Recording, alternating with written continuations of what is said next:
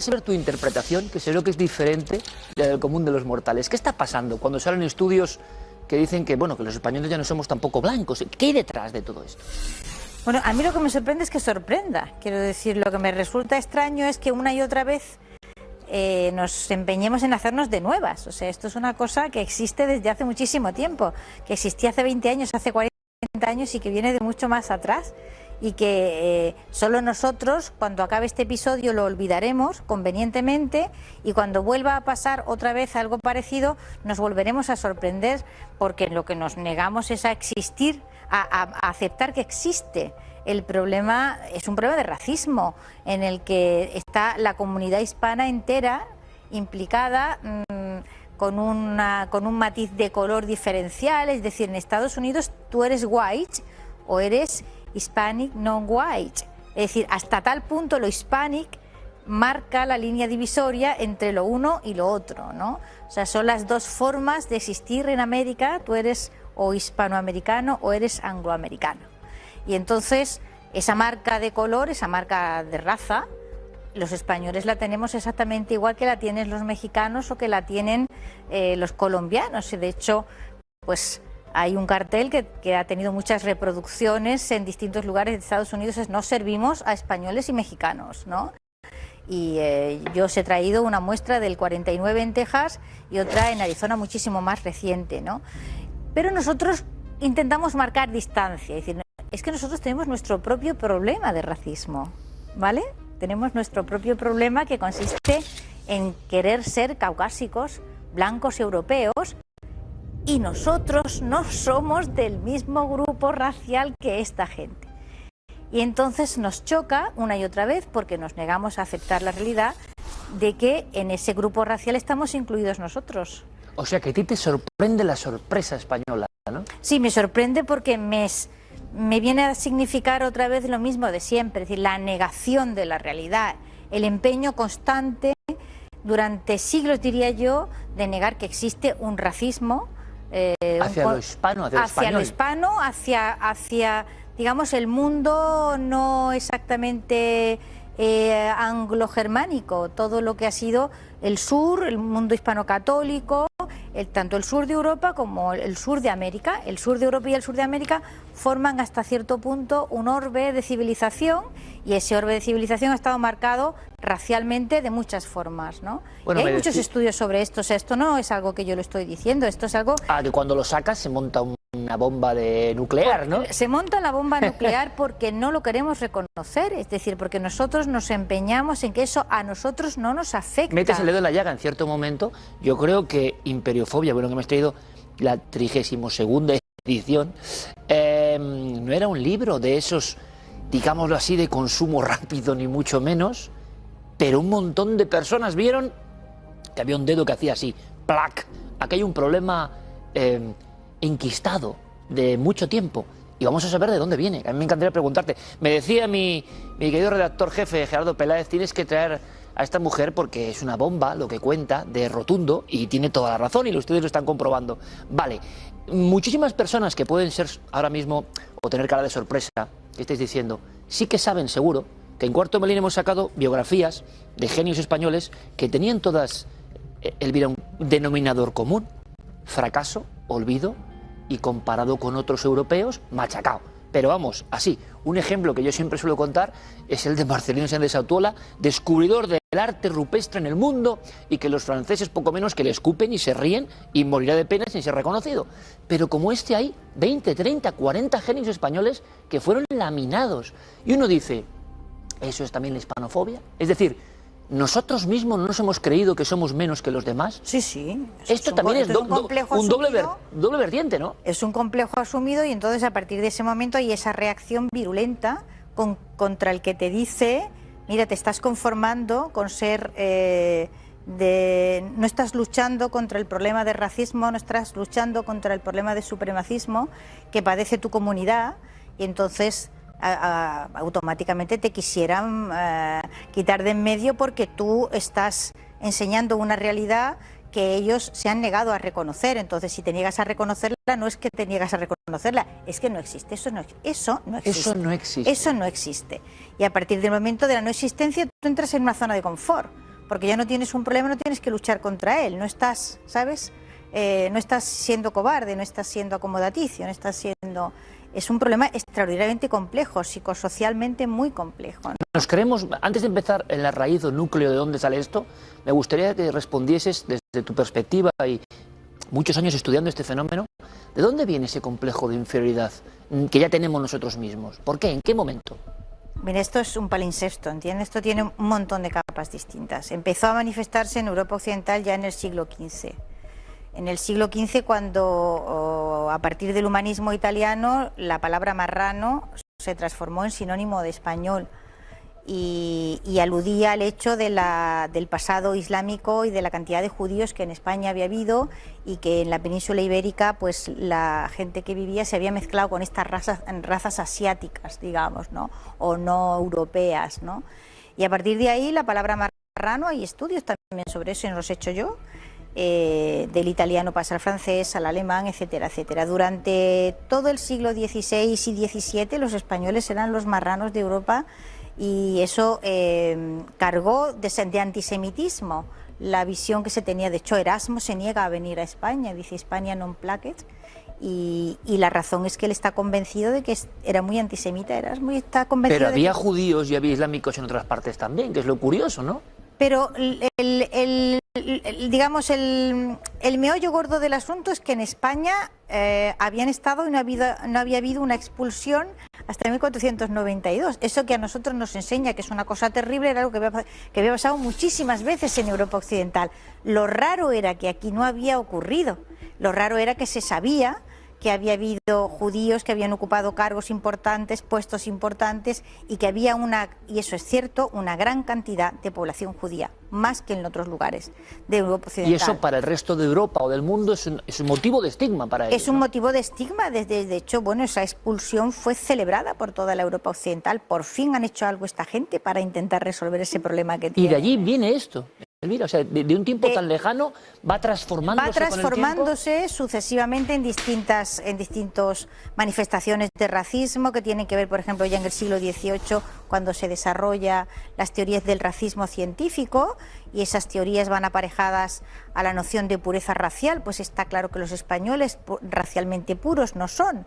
O sea, ya los italianos decían que tenemos un componente púnico, o sea, africano muy importante. Los italianos ya nos lo echaban en cara, ellos, que son mezcla de mil sitios también, es curioso, bueno, ¿no? Pero en aquel momento ellos se consideraban... Ahora, los italianos venden muy bien, eso hay que reconocerlo. Ellos se consideraban que descendían de los romanos, de la estirpe romana en toda su pureza, mientras que los españoles eran medio godos. O sea, ¿tú por qué piensas que en determinados lugares del mundo se les llama godos a los españoles? Pues porque eran medio godos según la noción esta de la pureza italiana vinculada al humanismo y a lo romano, ¿no? Y en el 18 ya con el desarrollo del racismo científico, que digamos desarrolla la noción fundamental de la pureza racial. Una raza es tanto más inteligente, más capaz, cuanto mayor pureza ha mantenido, especialmente la raza aria, la raza indoeuropea.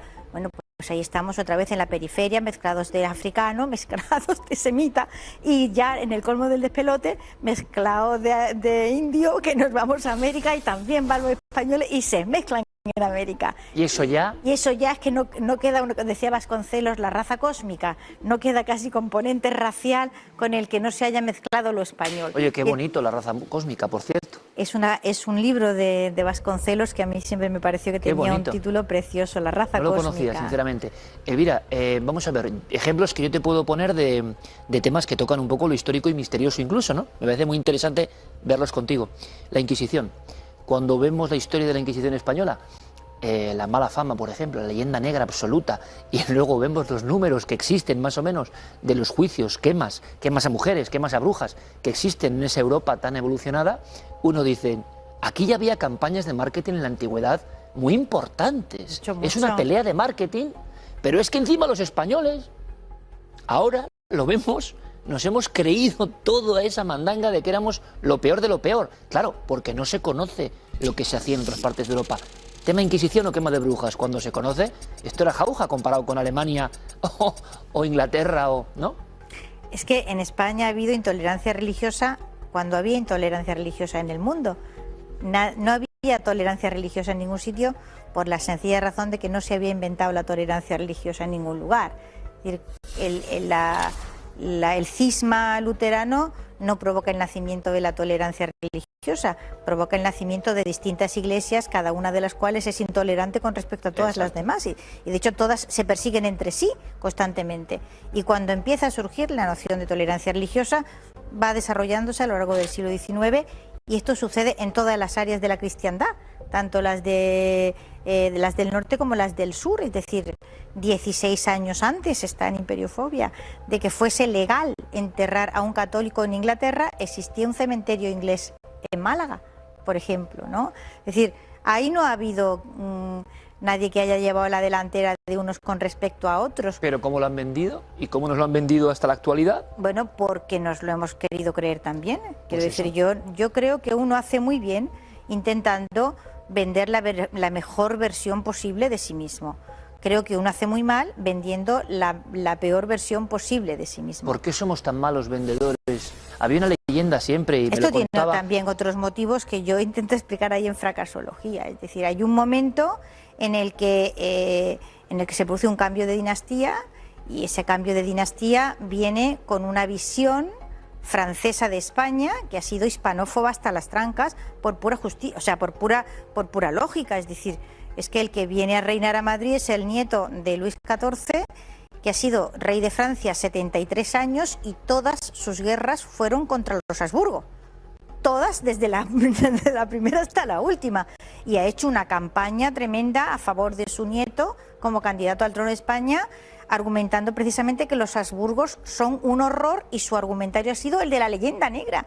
Y cuando ese nuevo rey viene a reinar a Madrid, que en realidad quien viene a reinar es Luis XIV, no se va a desdecir, no va a decir donde dije digo Diego. Así que eso se convierte en el argumentario oficial de los afrancesados españoles, y aparte que son aquellos que, digamos, se adhieren a ese nuevo poder y se incrustan en las zonas superiores de la sociedad y crean una élite que ha dado a este país un buen montón de problemas, incluido pues la ocupación extranjera en tiempos de Napoleón. Es decir, hay una continuidad en esos problemas y un no resolver los problemas de una vez para otra. Entonces, parece como que somos más tontos. No, es que simple y llanamente ha habido una serie de coyunturas que explican que las cosas se hayan hecho de esta forma. Lo que ya no tiene ningún sentido es que ya hemos llegado al cambio de milenio y no hayamos afrontado determinados problemas que hemos heredado. No seguimos, sino que bueno, aquí tienes tú, ¿no? Esto no pasa. Ahora vamos a verlo, se incrementa esto, ¿no? De una manera que te quedas como sorprendido, porque muchas veces digamos que el fuego es agitado con el alcohol que viene de nosotros mismos. ¿Ves circunstancias que a mí me sorprenden? Por ejemplo, un día, yo te voy a contar, bueno, varias anécdotas. Una muy rápida, yo me acuerdo de un buen amigo que le mando un fuerte abrazo a don Lorenzo Fernández Padre, le mando un gran abrazo, un industrial del mundo del aceite en Jaén, y te hablo de hace 30 años, viendo yo con él los olivares y viendo las cosas, me decía: mira, Iker, hay un problema que tenemos, y es que tenemos el mejor aceite del mundo, los italianos teniéndolo bastante peor. ¿Cómo saben venderlo? ¿Cómo saben distribuirlo? ¿Cómo saben...? Bueno, pues eso, ¿por qué no sabemos nosotros teniendo el mejor producto? Bueno, eso se me quedó, ¿no? Y viendo la historia he visto que esto se repite, por ejemplo, con el tema de la conquista de América, ¿no? Bueno, hubo un día que yo, cuando empezaba toda esta historia que me vas a contar tú cómo lo ves, que me parece muy interesante, del derribo de esculturas, y que incluso eso creo que con poco éxito, pero hubo como ademanes de hacerlo en España también. Yo puse en mis redes sociales pues no sé, Pizarro, las esculturas en Trujillo, las que yo veo más bonitas. Bueno, y la gente es lo que me decía: te van a matar. Y digo, ¿pero me van a matar a quién? ¿A un español que está diciendo que le encanta la escultura del Cid o la de Pizarro en Trujillo? Pero yo de verdad estaba alucinando. ¿A qué nivel ha llegado la sociedad? Antes no había redes sociales, pero había otro tipo de campañas. Porque si no, ¿cómo se ha llegado a esto? Es decir, a que se ataque a cualquier figura de los conquistadores de América, que si estuvieran en otros países creo que sería muy diferente.